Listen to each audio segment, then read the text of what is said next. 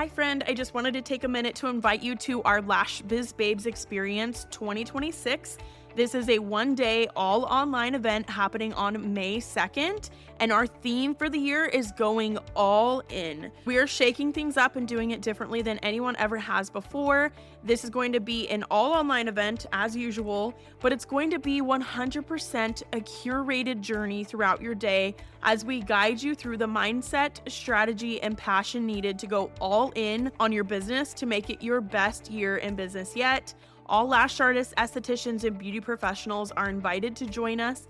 There will be guided sessions, interactive workshops, a panel discussion, and big giveaways happening throughout that whole day. And tickets are on sale now for only $199. Payment plans are available. Let's go all in on our businesses for 2026 together.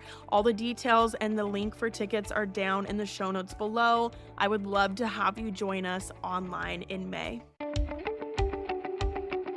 Welcome to Lash Biz Babes, the podcast for solo beauty business owners who want to build a full clientele and create a business and life that they truly love.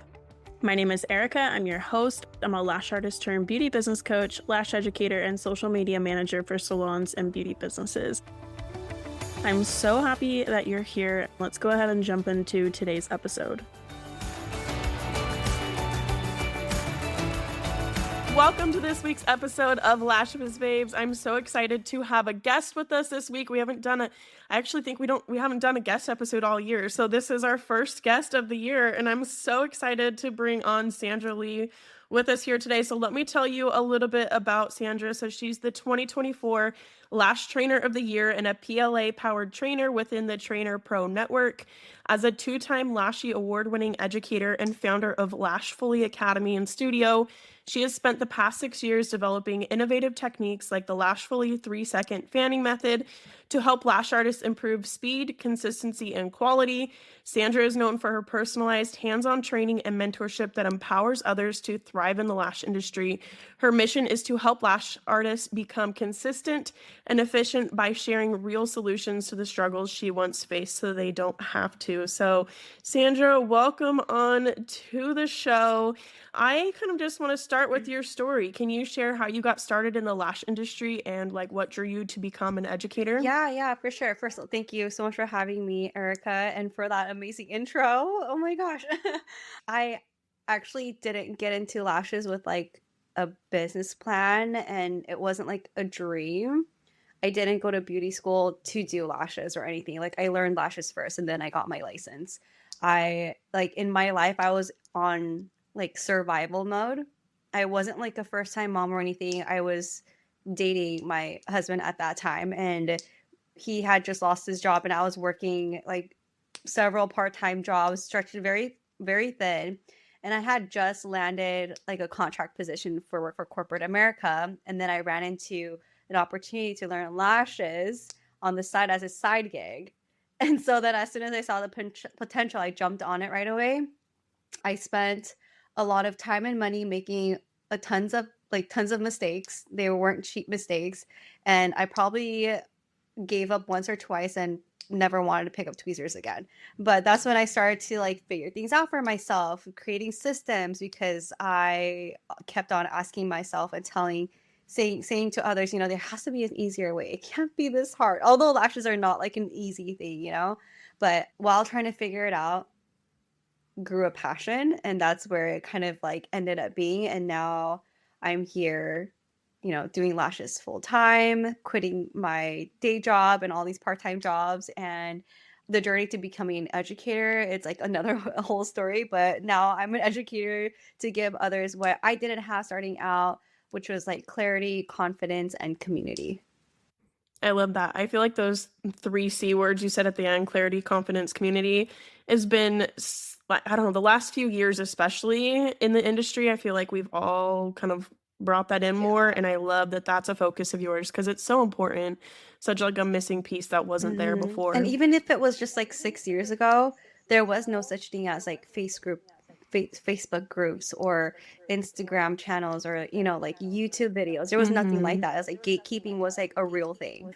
Yeah, absolutely. It's come a long way. And that's one of the things that I love that has changed in the industry because it's so much more fun like this. So you've achieved so much in your career already. What did the path to becoming Lash Trainer of the Year and a two-time Lashy Award winner look like behind the scenes? Because it probably looked a little different than Yeah. what it looks like public No, facing, for sure. right? Okay, so I guess this is a good question for me to kind of like go into storytelling a little bit because I've never been to LashCon before, and Lashy Awards is something that Paul and Tessany does at LashCon. And in 2023 was my first year at LashCon, and I wasn't planning on going to LashCon at all. At that time, I had almost, I think, 16 people I was managing of nurses and estheticians on the team, and I got an email from Lashcast saying Lashy Awards submissions are open. Apply now. You have 1 week left. And I was like, okay, why not? Let's just apply. And I did. And then like several weeks later, I get an email and I'm like, am I dreaming? I'm a winner. Like, what did I even win? I just applied to every single category. And I kind of want to go behind the scenes on this part a little bit because it was like, I don't know if any of us has seen like the behind the scenes of applications for Lashy Awards, but it's an essay submission, and there are specific questions for every category, and I applied to every category that I thought that could be applicable. And to me, even before I knew I was a winner, the whole process of applying was just a win in itself because it allowed me to reflect on my business on every category. So the category that I actually got in 2023 was best client retention and referral program. And at that time, with 16 people I was managing with a team that was growing, it was my ultimate goal to make sure that our clients are being retained well within the team, and then that we have a really good referral program. And it did work out for us. It was very successful, and the whole like clientele, that business in itself was the backbone of the business. And so winning that award really takes me back to that time where I did have a team. Right now I'm down to 4. And so I've cut down a lot in the last 2 years, but that was kind of like the behind the scenes of it. And just a disclaimer, I'm not cut out to be a salon owner. I'm just gonna put that out there. And it's not for the weak. And it's just I've learned so much, a lot of expensive mistakes, like I said earlier. And it was just kind of like me going through like the trajectory of like a lash artist, you're a solo lash artist, like what's next? You educate, what's next? You get a salon, what's next? You own it, like you manage a team. And I was just kind of like going through those steps. So although I don't have that same team that I had back then when I won that award, a lot of the systems and procedures still are alive today in the salon, and it is what's sustaining our business by far. The 2024, this one's a crazy one. The 2024 Lash Trainer of the Year award was not something that I thought I was going to get into. And so it's a little bit different because it was like a nomination category last year, and you just apply. And then if you are like a finalist in the nominations that you don't know if you're a winner or not for, you have to go to LashCon or just figure it out at the award ceremony. And I saw my name next to all these big name lash artists. I'm like, oh yeah, like my name is on there. Like it's a mistake. Like there's something wrong here. I should not be next to those names. So, we go to the awards and I'm just sitting down like, yeah, it's probably going to be him or her. And my husband's right next to me. I'm like pulling up everyone's Instagram accounts and they have like hella followers, or social media just looks so bomb. And here's little me. I'm like, see, babe, this is me, and then this is them. Like this is who's on that list. And that was already a win for me because to have my name listed next to all of those big names was just like, when am I ever going to be listed next to those names ever again? And so I took pictures to celebrate before the award ceremony started, thinking, oh yeah, this is my chance to get my pictures in. And it comes to that nomination category, and then they sing my name. And I was in literal utter shock. And some of you may have seen my recap video on this. My face reaction just kind of like says it all. I was like, they just said my name. It was just a crazy moment. Yeah. So I mean, there's a lot more into that where like my essay and like my submission went into it. But last year was probably the year that I decided to take on this mission to share my knowledge out there more freely and openly for free, and that was, I think, I put that in my application, and I feel like because my technique is a little bit different and not taught by a lot of or by any company out there is maybe why. And yeah, I don't know. It was just it was a crazy moment, but I don't know if that's what that question was for, but it was that's the behind the scenes of Yeah, being a lash yeah, no, I recruiting. love that so much, and it was so cool to watch you win too, like, cause I mean, I don't think we've, like, formally met in person, but, like, I was there and saw you win your award, and, like, like I'll cry again, but, like, I literally left in tears that night, cause it was just so cool to see people like you getting up there and winning, and, like, Oh, it's super oh, inspiring. I'm a oh my crier. gosh. No, I'm a I crier, but like, yeah, no, it's super inspiring, and I think it is just amazing because for me, it's like I mean, I've kind of felt that way too, where it's like I'm like I couldn't even apply for those things because there's no way I'd ever win. So it's like cool to see, like how like I mean, I didn't know you applied for like every single one the first year, which is yeah. awesome because I don't think I would have ever had the confidence to do that, and that's a me thing, but. I think it's so cool that you like put yourself out there in that capacity and like or have been like sharing your knowledge and to see like that being recognized by others in the industry. I bet that was a really good Oh feeling. yeah, yeah. It definitely was. I mean, I was sitting next to or behind me was my mentor, Trust, and then there was Michelle. And I have a video where when my name was called, like they like stood up and like clapped for me, and I was like, "Oh my gosh, like, they're right behind me and they're cheering for me." And I'm like, "Okay, I'm gonna go out there Yeah, now." that's so cool. Yeah, it was really cool. And I feel like everyone was just so excited for you. And just like a question to go for like with your first award, where what was that one called again? It was like a salon owner award, and it was for best client retention and referral program. All right. So, question on that one because I feel like a lot of people who listen, that's a question I get asked a lot is like getting clients to come Mm, back and like the client retention part. So, what do you feel like your salon or you've learned over the years that you've done really well mhm. to get clients to come back that helped you Yeah. to eventually win So that? I think it's to keep going back to a particular business. And I'm a big foodie, so I'm just going to use like restaurants as an example. I love Thai food, and I will always go to this one Thai restaurant because no matter what I order, it's always going to be the same every single time. Like I'm sure their chefs change or whatever, but I know what to expect because they're always consistent. Like I don't ever have to be like, oh, I wonder if it's gonna be good this day. I wonder if the chef on Tuesday is the same as the chef from Saturday. And it's reliable because it's consistent. And I feel like that kind of consistency reflected into services like lashes is really important because not only are you in like a vulnerable state where you're getting beauty services done, but you're paying for it on your time too. And so giving our clients some like consistent results, consistent service for something that they can look forward to and expect the same results for every single time is I think what brought most of our clients back is like consistent results, and they know what to expect from us no matter who they see. So for me in a salon setting, the supplies was one. Our procedures, like step by step procedure from end to end, from the moment they walk in until they walk out the door, was the exact same every single time. And that's just the service while they're here.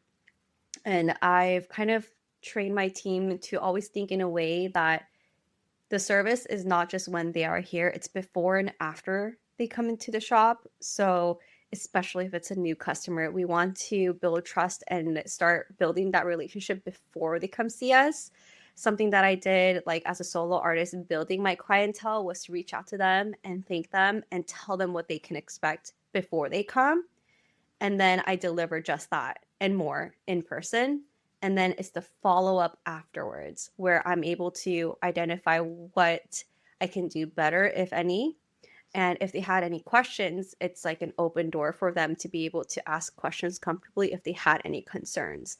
So it's just like the before the service, and after the service, and how you carry through your experience with that client is what's going to keep them coming back.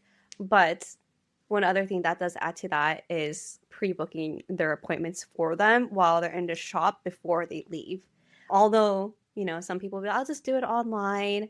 you're kind of leaving your business in their hands, and you just don't know if they might forget and it's too late. And you're just like, oh, I'll just come back another day. Oh, she's not available. I'll go somewhere else. And there are those risks. So, yes, the before the service, during the service, the follow through after, and then the pre booking of the appointments is kind of like the skeleton that we've used.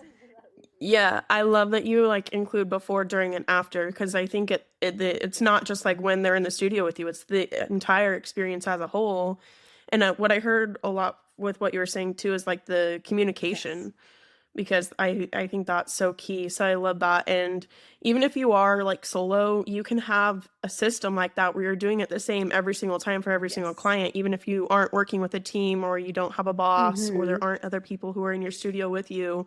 Like having those systems and those procedures, I think are really great. Yes, absolutely. And I'll probably say this word again later, like more throughout the podcast, but it's consistency. Like I will that's like my word. My friend Lita told me I should just get that word tattooed on me. Just like because I say it so much, but it's literally just the consistency that really builds trust and have them coming back to you. Yeah. Yeah. And that's 100%. I love that. That's like your Yeah. word. So you have developed your own fanning method, the Lashfullee 3-second fanning method. What inspired that innovation and what makes it different from traditional Yeah. techniques? Honestly, it came out of frustration. And I know a lot of Yeah. people Yeah. not might have I could see expected that. that, but it was literally because I was just so frustrated from other fanning techniques out there that was just overly complicated or inconsistent for me. And I was looking for something that was fast, reliable, and beginner friendly because I was a beginner at that time. And my technique that I kind of like put together, it came with a lot of trial and error, and what it brought for me in the end is consistency. I was able to make consistent fans like on the spot, and it kind of started with the struggle of being able to see, and then my body hurting from just like the first week of lashing. I'm like, it shouldn't be this bad, you know? And so like I always say it took away the movements of looking up and down from a tile to like a head. And then like I'm wearing glasses, I'm not like super blind, but it's still like harder for me to see like super fine fibers on a tile and then yet look away after I isolate with super sharp tweezers next to the eye. And so that was just kind of like a red flag for me. It just doesn't working for me. And so I started lashing off the top of my hand. And I was able to bring to me the lashes versus me going to the lashes to see and trying to make it work. The technique was already working for me. So it took a lot of guesswork out. But yeah, I mean, I probably threw my tweezers like one time and wanted to throw them more after that, but realized that once the tweezers dropped, they're not the same anymore. So I really just was like, oh, I want to throw you on the wall, but I'm not going to. Yeah. But yeah, it was literally just out of frustration. I was looking for something more because things out there just weren't working for me. So yeah, I just like took elements from different techniques and just kind of like jumbled it together to make it mine. I love it. And that sounds way more like ergonomically friendly because I don't know, when I first started as a lash artist back in like 2014, that wasn't something anyone was thinking Yeah. about, was like the ergonomics and like, oh, how is this going to make my body Right. feel 10 years from now? So I'm really thankful that there are techniques out there now that are more like Friendlier to your more body. friendly for your Yeah, body. no, Yeah, because like if absolutely. you're literally just if you're like fully booked and lashing all day, like 8 hours a day, you're hunched over literally 8 hours a day. And so like in my trainings or my webinars, I always include in there like posture control and what you can do to improve your posture so that you can lash. It's supposed to add longevity to your career because you'll see oftentimes right now a lot of lash artists are wanting to come out from behind a chair to do something else related to lashes because their body just can't handle it anymore. And I think it's really because of how our system is designed, like our technique and just the training behind how to even sit or adjust our beds. It's not a part of like typical training. Yeah, but it's so It needed though, and especially beginner lash artists because if they're still learning how to fan, like the way that they're positioning their body, mm-hmm. if they're getting in those bad habits with it, then it's going to be really hard to break those later Yeah. on versus if you just learn it from the Right, start. exactly. It's like unlearning something to relearn something new. It's and Mhm. your body, it it's hard to do that sometimes. Yeah. Well, and what I found with Lash students too was that the more experienced ones had a harder time learning new things and adjusting because they were already stuck Right. in their habits and the way that they did things. And it's exactly what you said. You have to unlearn it Mhm. and relearn it, and that's a lot harder to do. Yes. So I appreciate there's educators out there like you who are teaching their students good ergonomics Yeah. from the start because it's way easier and way better for the Yeah, for body. sure. I mean, I wish someone told me that. Like, we just kind of had to figure it out, but it's definitely needed. Yeah, figure it out the hard Yeah, way. no, for sure. I love it. So, you have been talking about consistency a lot. So, let's talk about that a little bit Okay. more with consistency and efficiency. So, why do you believe these two skills are game changers for lash artists?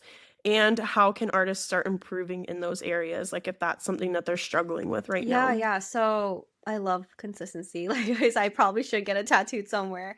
But consistency for me is what builds trust because it becomes reliable. You know what to expect. So consistency equals trust. Efficiency paired with that is what brings you income or builds income. So in this saturated market or in this industry, being consistent in your sets, your timing, your client experience is what's going to really set you apart. And as far as efficiency goes, it doesn't mean just lashing fast. It means more of like streamlining your setup, minimizing backtracking, and creating predictable results. Like again, it's like efficiency plus consistency is really what the ideal system should look like. And artists like, I don't know, lash artists can start by tracking their lashing time or analyzing where it is they're spending most of their time or losing most of their time and investing in systems or processes or techniques like literal like hands-on techniques that reduce friction in their workflow. Like it might not even be your technique, it might even be like your setup, or maybe it's like your booking system. Like there's time that goes in every area of the lash business that we can always think outside of the hands-on technique to increase our efficiency. But yeah. Yeah.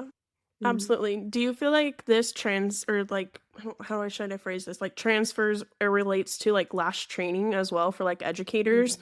like having consistency in their like trainings? Yeah, you mean like how consistent like the trainers are being out there?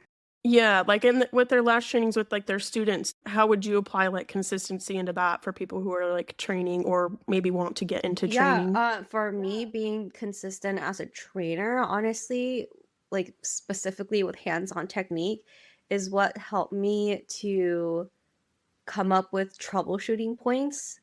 And what that did for me is allowed me to cater and customize trainings to where it's more custom for each student because it's not like a copy and paste technique or like oh one size fits all.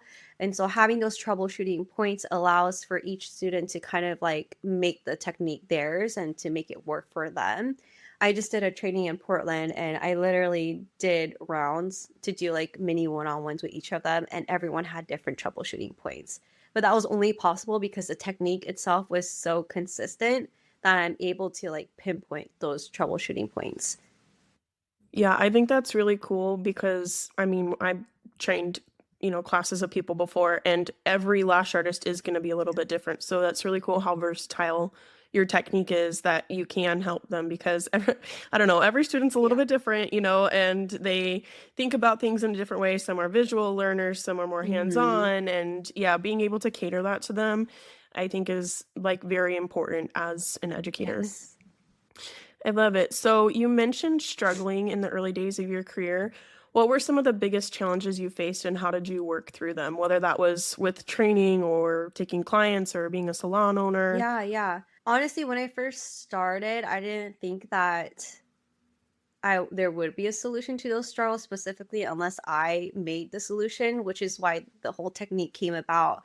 But if we're talking about outside of the technique where it comes to like retention or clientele or pricing your sets or like coming up with your menu, you're kind of well, back then you kind of felt like you're on a stranded island with like a suitcase and you just have to figure out things for your own. Mhm. Luckily, I was in that transitioning period right when the Lash community started to grow. And so I just dived right into that community. I was like, I'm gonna take advantage of this. Like people are like letting go of their secrets and we can ask questions now. Like we can like share things. So honestly, I just tapped into community. And what that did was allow me to have conversations with other lash artists that where I started to realize, oh my gosh, I'm not the only one that has this struggle. Like there's actually people who have the same struggle and they have answers to it. So that kind of like filled the gap within my experiences. Cause although I have like 6 years of experience, which is not like a lot, but is as a beginner, there's a lot of skills gap, experience gaps, and just having conversation with like-minded people or more are professionals in the industry really help fill that. So not only did I realize that I was alone, but we all kind of like have similar struggles, but also there were struggles. So many lash artists struggle with confidence. What advice would you give to someone who's talented, but they're constantly second guessing themselves?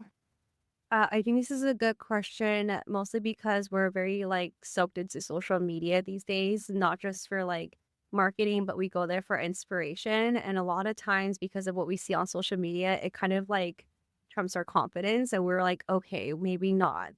But I'm also working on this, and in the last years, I've been trying to work on confidence too. But from my experience, I'd like to add that it doesn't come from perfection and it comes from the opposite, and it's the messy action that you take by showing yourself that you are capable of doing things. So you build trust for yourself, but knowing that you're capable of doing X, Y, and Z is what builds confidence. Because every time we try to aim for perfection, it's like an image that's almost not reality because of social media.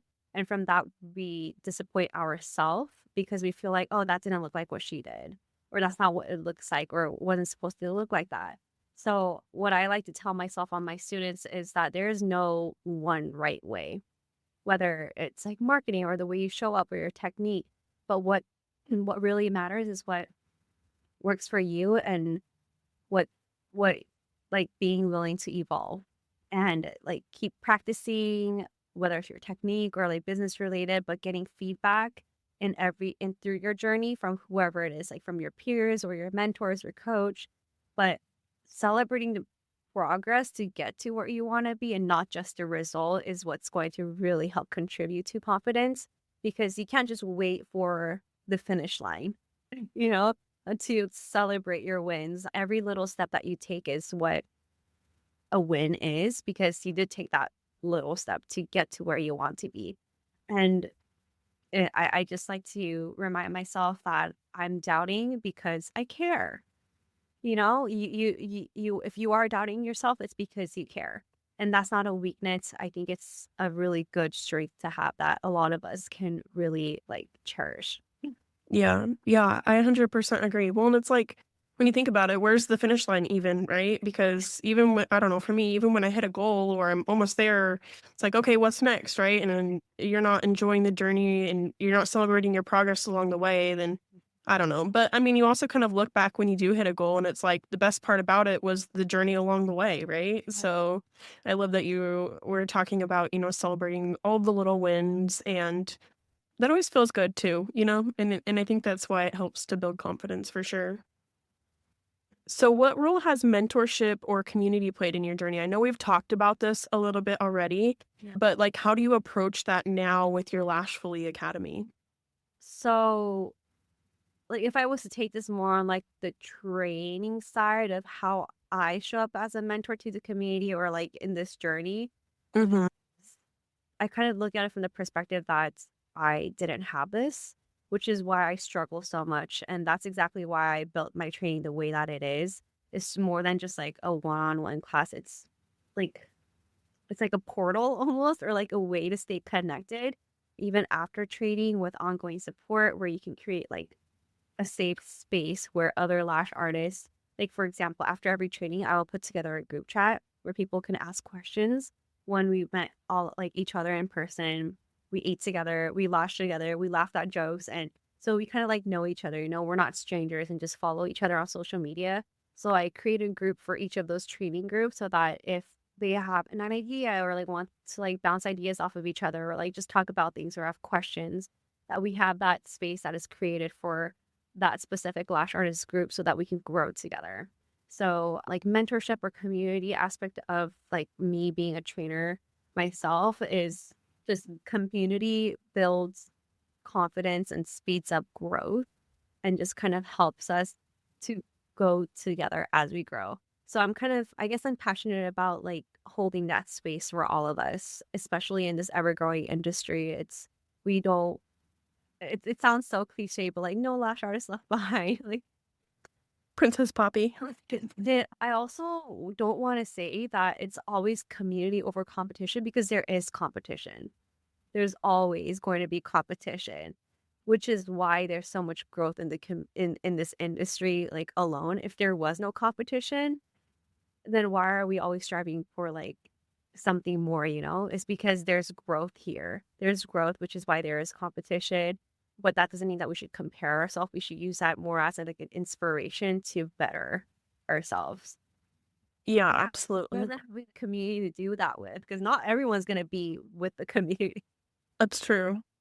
Very sadly, it is true. You like already answered my next question in that too, because I was gonna ask like, how do you feel like that's helped your students? But yeah, like being able to grow faster and have that support, like it makes such a world of difference in especially for beginners when they're like having no idea what to do. Yeah, no, seriously. I think lash artists starting out as a beginner like today versus even like 5 years ago, it's it's changed in so many ways where it's so possible for us to be excellent. Like we don't have to be perfect, but there's so much like technology and innovation out there that literally if you just you could you could really be great in this industry. Yeah. Well, and like quickly too, because the resources are there, the education is there. You know, it's obviously still always getting better each year. And I think it's cool, the innovation and the evolution of things. But like, I've seen lash artists who've come into the industry in just the last few years who really applied themselves, really practiced a lot, took continuing to education, applied what they learned, and they are like absolutely killing it and thriving versus like some and I don't mean this in a bad way, but I also know lash artists who started like even before I did who are so stuck in their ways of how they did things back then. You know, oh, I've been lashing for 10 plus years and this is how I do things, and they're not willing to evolve and to apply new things. Like the difference is astounding, honestly. No, I agree. I was at Lash Summit a few weeks ago, and the first place winner for the color creative category, she's been lashing for only I saw that and I was freaking shocked, yeah. like mind blown. It's so good. Yeah, I was like, that's insane. Like she's born to be a lash artist. Yeah, And yeah, like, and her set was amazing too, like so creative. I yeah. loved it. But also like everyone in that category, like all the sets I saw on Instagram because I wasn't there, but like everyone did an incredible job, and just the way that color is coming in and into the industry and the creativeness it's bringing out is I'm obsessed, honestly. Yeah, me too. I love that. So, let's see. As someone known for personalized hands-on training, which we have been talking about, what do you think is missing in the lash education space today? Like, do you feel like there are like any gaps? Honestly, over the last several years, I feel like if we're talking about like big name brand trainings, there's been a lot of like evolution, right? Because I feel like me personally, a lot of trainings are very like cookie cutter or product pushed. So oftentimes it can be confusing. Like if a lash artist took a cookie cutter or product pushed training, they might come out of the training even more confused than they first were before they walked in. And I only feel that they would feel that way because if there was anything missing in that training, it was customization. It was just too much of like a copy and paste, and the training didn't meet the students where they are. Like, I think that's what like one-on-one or hands-on training should really be is. And I believe in like teaching framework and not rules. It's like to help lash artists take what works for them and making it their own. And that's what I feel like is going to help them gain confidence and be sustainable.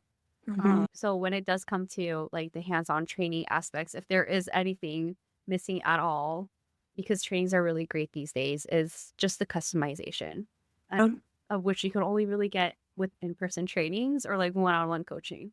yeah, yeah, for sure.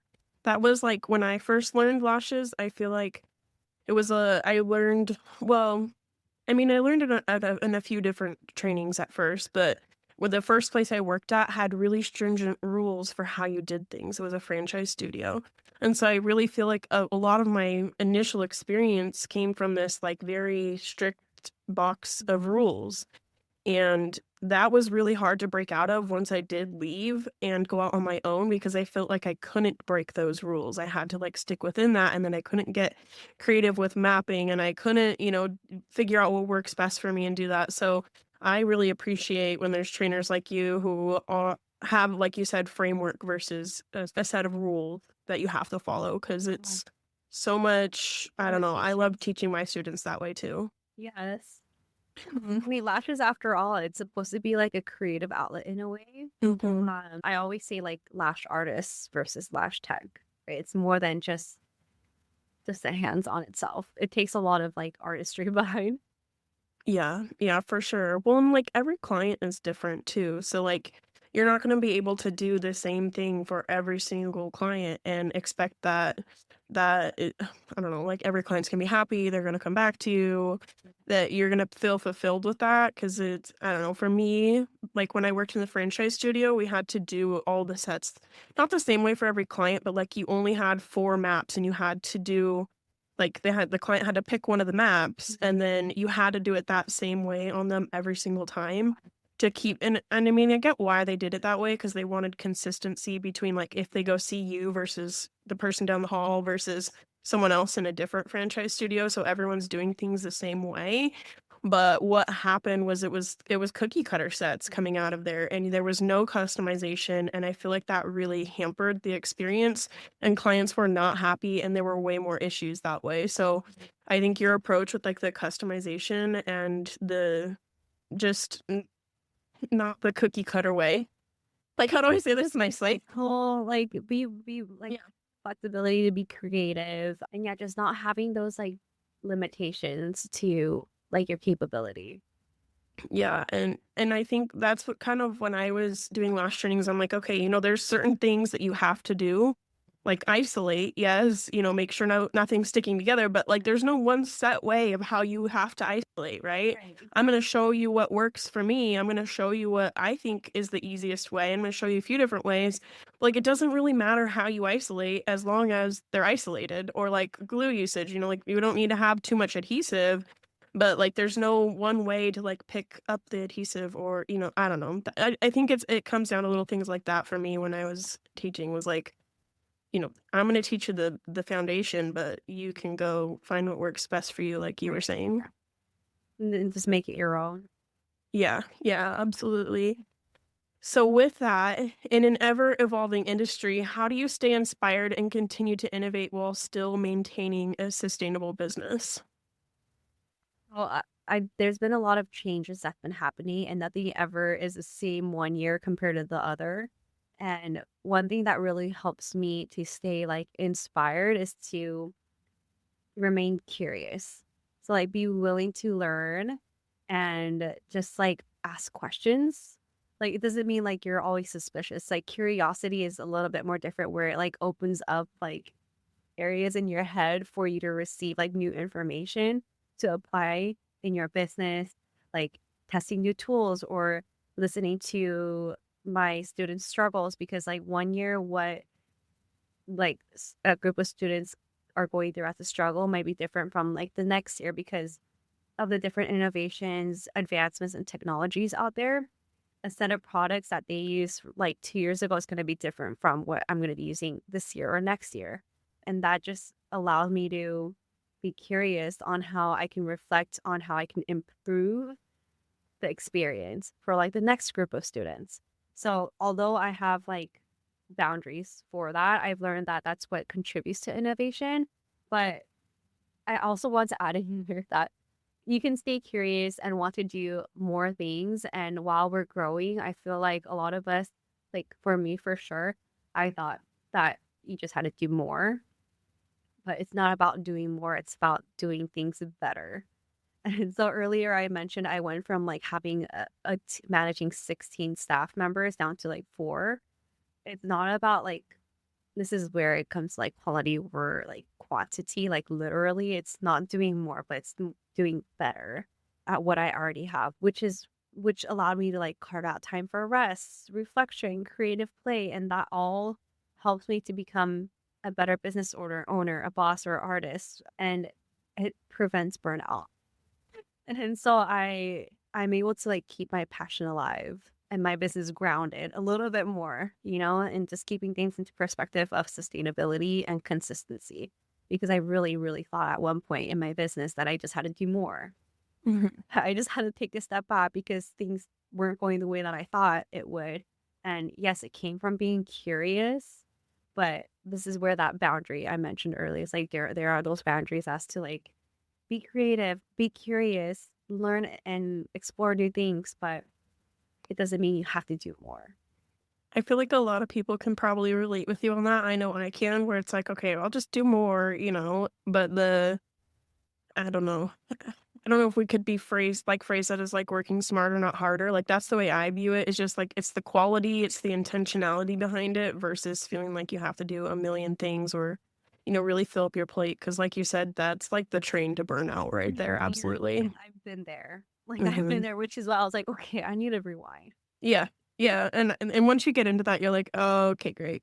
And I think I don't know, because you see a lot of people like with burnout specifically who are like, just take a break and like take some time off. But I think it's really important, like you were saying, of like looking at how you're doing things and kind of restructuring a little bit. Cause it's like, okay, if you just keep doing all of the like doing more all of the time and you're not actually changing that, Yeah. you're just going to end up burnt out again at Right. some point. And I feel like I'm even going through that right now too, where I'm like, I really just have too much on my plate and I need to like kind of take it down a notch and be more intentional with this.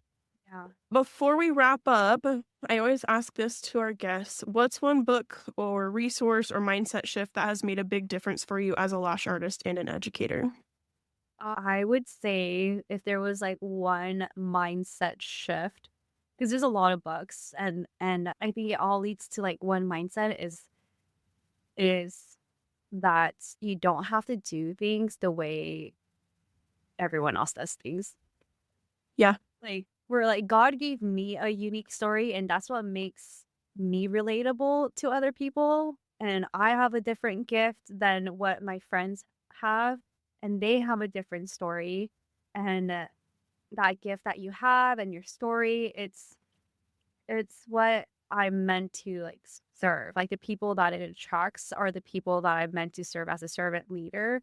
And I will just keep going in that route versus trying to fit in and mold into my own idea of what it's supposed to be because I see somebody else doing it that way on social media, or just like comparing yourself to what I feel like I need to do because they're doing it. So yeah, that when I started to like kind of like not compare myself and have that mindset that I have my own journey that I'm going through because this is my story, is when things start to like align and make sense a little bit more because I'm not trying to like force it into that mold that I'm not made for. So this also led to we kind of talked about this. It's like the small, consistent changes that lead Mhm. like a, something bigger, a bigger growth, like a massive growth. It's like the small changes that you make that lead you to becoming better to Yeah. whatever it is that you want to be. Yeah. Oh my goodness. I love that you just said that so much because that's literally something that we talked about at the Lashfullee Babes online conference a couple weekends ago was like, okay, how are you going to take everything like, cause there's a lot of information that they learn, right? There's a lot of different like classes and things. And it's like, hey, how can you actually apply that? And it's like the small, simple steps, right? Cause I don't know, with especially social media, it'll seem like someone blows up overnight and like, Mhm. oh my gosh, they're like popular and they're everywhere all the time. And it's like, why can't that be me? Or like, how do I do that? And then it's like, it's it was the small little steps. It wasn't something overnight that happened for them. It was all the consistency, like we've been talking about. And yeah, I think that mindset shift is huge. And like, I can really appreciate that in like my own story too, because that's been some like totally relatable.